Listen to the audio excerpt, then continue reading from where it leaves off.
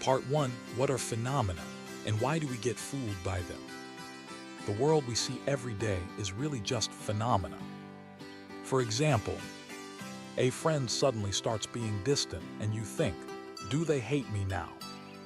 Your boss frowns during a meeting and you start wondering, did I mess something up? Someone on your social media posts a vacation pic from an island and you instantly feel like their life is 100 times better than yours. These are all phenomena. In other words, they're things we can see, hear, or feel on the surface.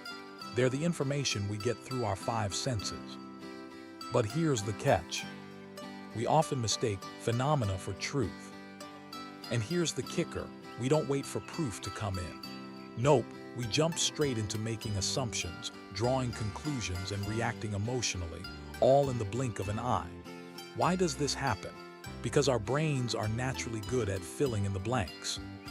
For example, you see someone walk into a room with a sour look on their face. Do you immediately start thinking, are they mad at me? Did I say something wrong? Oh no, did I mess up somehow? But in reality, maybe they just have a stomachache, or maybe someone stepped on their foot in the subway. We're not actually seeing things clearly, we're guessing. To be more precise, our brains quickly put together a seemingly reasonable explanation based on our past experiences, emotions, and biases, and we take that as truth. That's what it means to be fooled by phenomena. What's interesting is that this illusion isn't random. It's actually a feature of our brain's simplification mechanism. It's designed to save us time and energy, making quick reactions possible. But here, the problem. It's too fast, too subjective, and way too prone to mistakes. So the first step in seeing through the surface is realizing what you see right now is just the tip of the iceberg.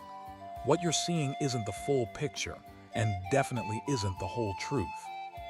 That's when you can stop and ask yourself, is what I'm seeing the whole story, or is it just what I want to see? Part 2, where does the truth lie, and how can we find it? When we talk about seeing the essence, it can sound like some kind of superpower. But the truth is, the essence isn't hiding in some unreachable place. It's usually tucked away in the corners we tend to overlook. It's just obscured by the smoke and mirrors of phenomena. Imagine this, you walk into a restaurant and the server's attitude is terrible. Your first thought is, this person is so rude, this place sucks, I'm never coming back. But if you take a moment to think it through, maybe they just got yelled at by the boss. Maybe they're fresh to the job and nervous as heck. Maybe the restaurant's management is a mess and there's high turnover, so no one really feels at home.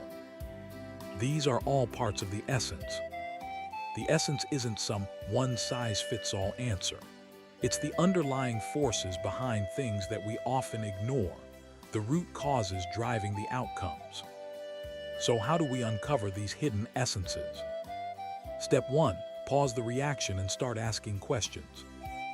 Most people see a phenomenon and immediately judge it, but the people who train their minds to think deeper will first ask questions. For example, why did they say that? What's in it for them by doing this? If I were in their shoes, what would I do? Is it possible I'm missing something? These questions aren't about finding the perfect answer. They're about shifting your perspective from how I feel to what's the structure behind this. Step 2. Look at the long term, not just the present. Phenomena are instant. Essence is a trend. For example, someone who suddenly goes viral doesn't necessarily have true talent. It might just be luck, hype, or the right moment in time. But what you should really look at is, can they maintain that influence long term?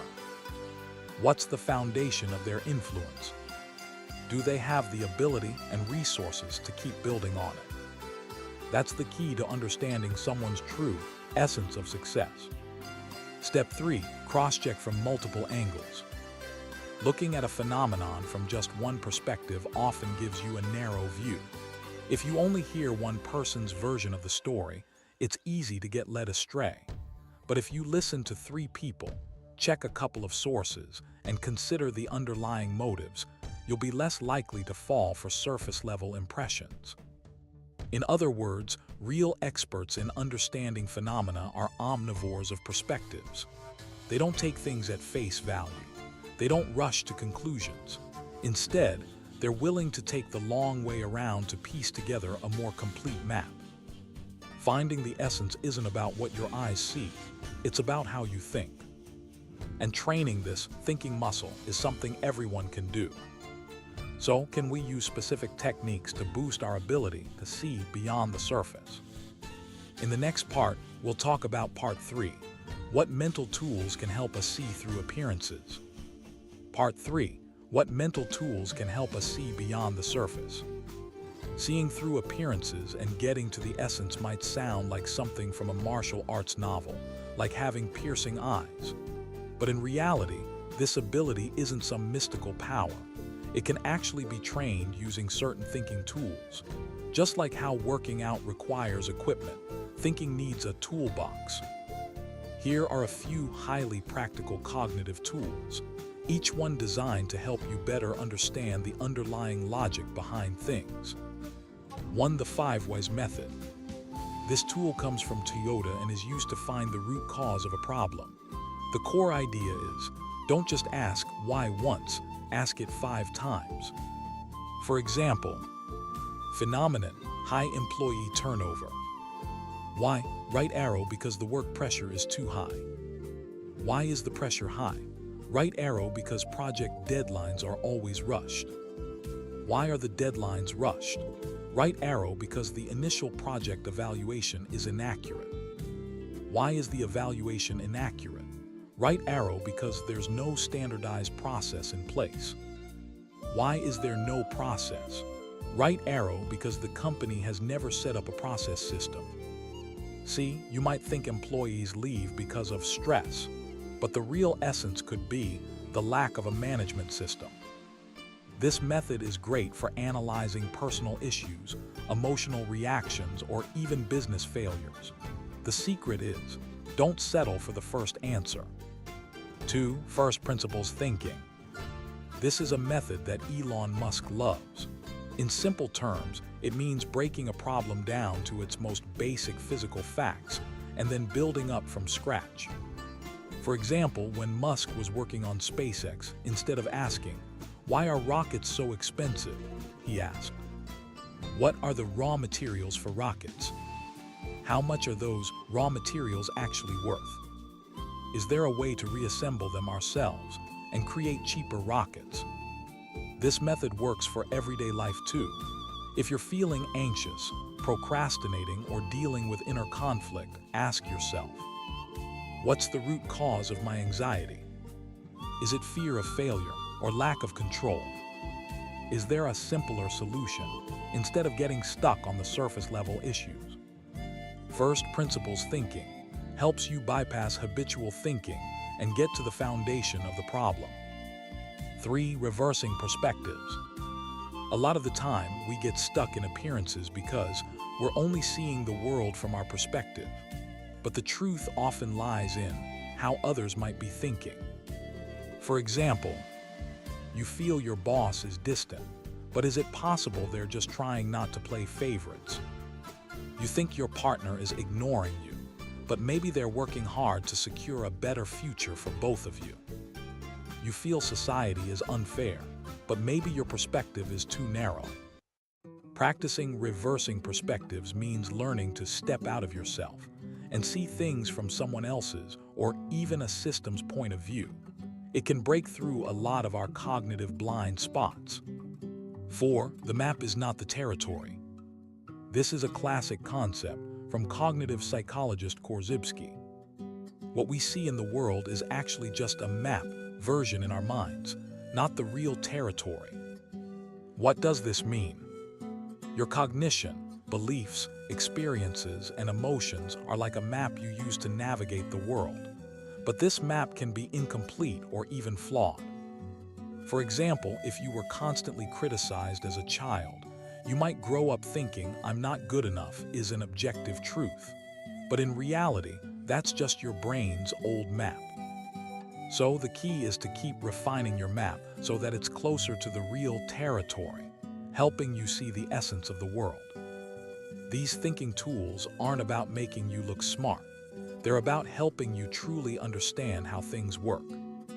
Knowing the tools is important, but what matters even more is whether you're willing to use them to break down the structures behind life, work, and human nature. In the next part, we'll discuss an important question. Why do most people, even knowing the surface is fake, still live in the illusion? In Part 4, we'll unravel this psychological mystery.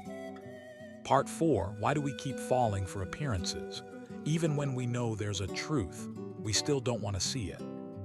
Imagine this. You just opened your social media app and one post reads, "One person, one bag, a spontaneous trip." You think to yourself, "Wow, she's so free, I'm stuck in this cubicle." But what you don't know is that the beach photo she posted was taken last year on a business trip, and the caption is just a way to promote luggage. It's not that you don't know that appearances aren't always the truth. The real issue is you're still willing to believe it. Why? Because believing in illusions is often far more comfortable than facing the truth. 1. The brain's energy-saving mechanism. Our brains are high-energy consumers, but they're also pretty lazy. To save energy, they constantly simplify the world. For example, when you see something, "He's wearing torn clothes, right arrow, he must be broke." "She posts selfies all the time, right arrow, she's definitely vain." "This person is young and drives a Porsche, right arrow, they must come from money." This is the brain's shortcut, but the problem is it oversimplifies the complex world, and many truths get hidden in that simplification. 2. Confirmation bias. We only see what we want to see. This is a classic psychological bias. We actively look for, select, and interpret information that aligns with our pre-existing beliefs, while ignoring or dismissing evidence to the contrary. For example, if you already think your boss dislikes you, he furrows his brow for a second, right arrow, you immediately think, "He's upset with me again."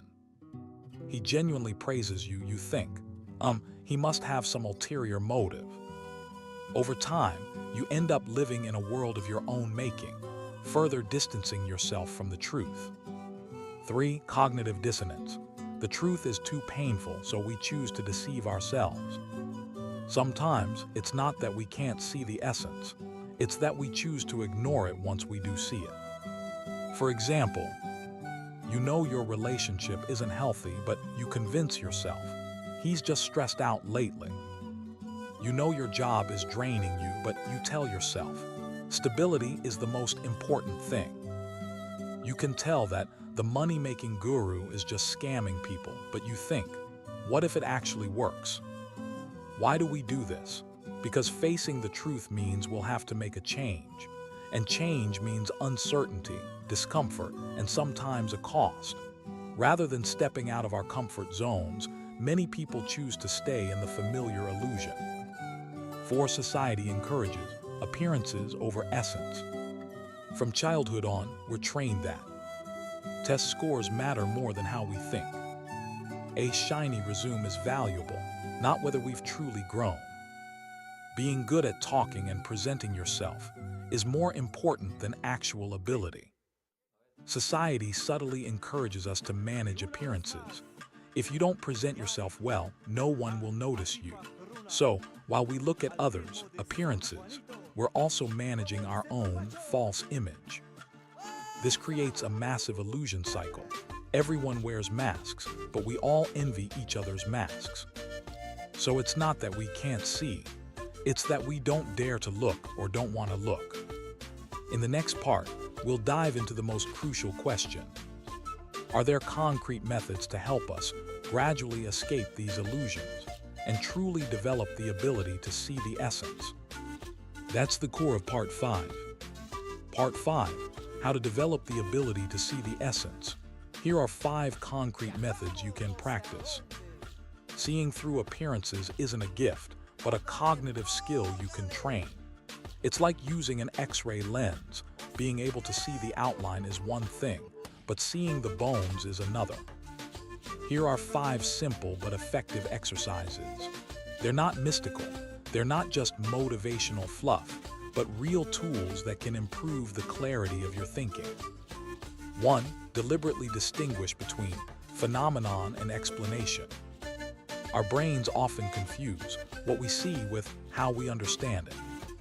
For example, the phenomenon, he responds to messages slowly. The explanation, does he not care about me anymore? The first thing you need to do is separate what happened from how you interpret it. Here's a small exercise. Every evening, review 3 things that caused you emotional fluctuations during the day. Write down. What was the phenomenon? What was your interpretation? Are there other possible interpretations? You'll be surprised to find that many of your worries are about interpretations, not the events themselves. 2. Ask why until you reach silence.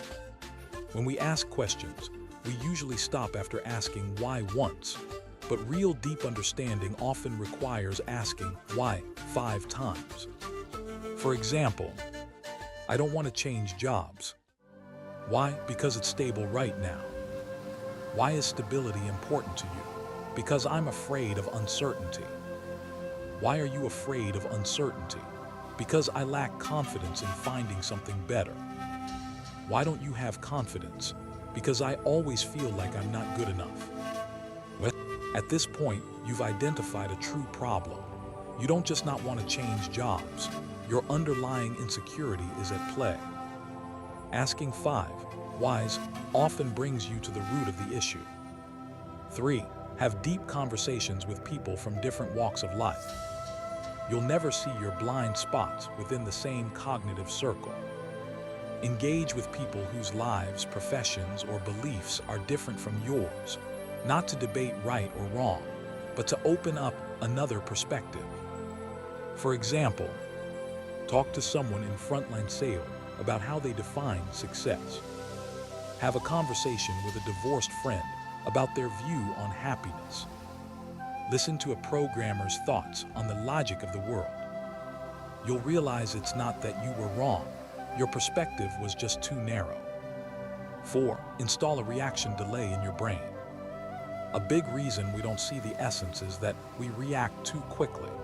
We immediately get emotional, make judgments, or take action.